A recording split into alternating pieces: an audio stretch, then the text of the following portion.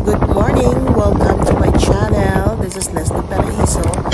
And guys, we are traveling, going to Bukidnon and then Wao, Lanao del Sur.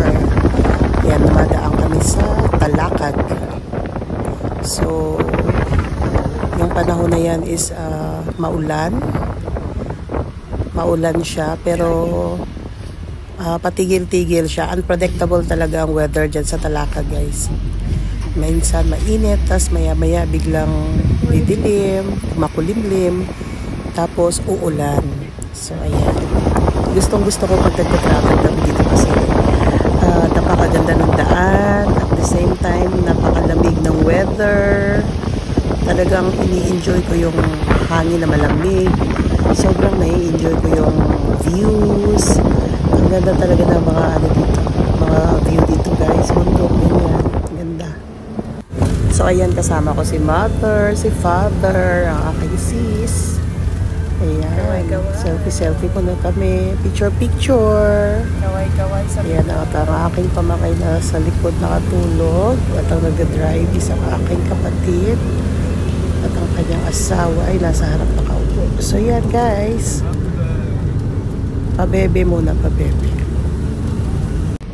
Stop over, oh. Bibingka.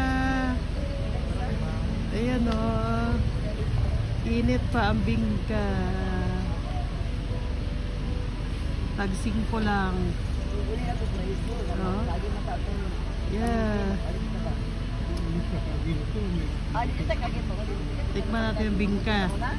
Bingka pinaliki. What? 2,000 years later. So ayan na nga, guys, medyo ma-cloudy na. Ayan, oh, zero visibility na minsan, ganyan. Ayan, oh, halos di mo lang makita ang daan dahil nakabalot na siya ng ng fogs, ganyan. So ganyan sa Talakag. Actually malapit na yan sa Bukidnon. So ayan. Kaya medyo hinay-hinay lang sa pagmamaneho. So ito, pangantukan na to, guys. Nakalabas na kami dun sa ayan, pangantukan na, pero still the weather is very cold pa rin. Tingnan mo naman yung fogs nakabalot sa bundok. Kaya maganda talaga dito. Gusto ko dito talaga kasi malamig. Yung hangin sobrang lamig. Ayan. Papunta na kaming Waon yan, guys. Diba? Ini-enjoy ko talaga yung malamig na hangin dyan. Sarap. One eternity later. So, ayan. Nakarating na kami sa Waon, Lanao del Sur. Ayan. So, yan ang Central Elementary School. So, actually, malaki na yung pinagbago ng Waon. Hindi na siya yung typical na kinalakihan ko. Pero maganda na siya. Hindi ko na siya masyadong kabisado. Marami nang nagbago. Nandiyan pa rin mga friends ko, classmates ko, schoolmates ko. Ayan. Municipality of Wao, welcome. Dinalaw namin ang aking uncle, kapatid ng aking father. So, dyan sila nakatira ngayon. Dito ba siguro sa unahan? Ayan. So, napakaganda ng Wao, guys. Ayan. Umuulan. Ayan, Western. Diyan ako nag-aral ng grade 1 up to grade 2. Ayan. Diba? So, guys, thank you for watching. Hope you guys enjoy.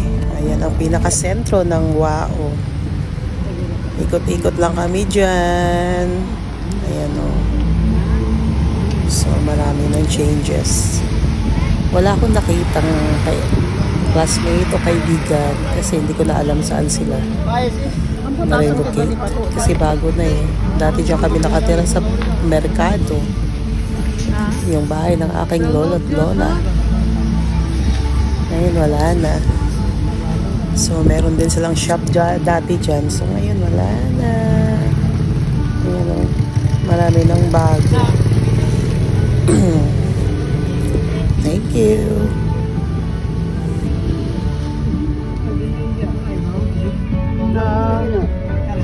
merkado sa ano.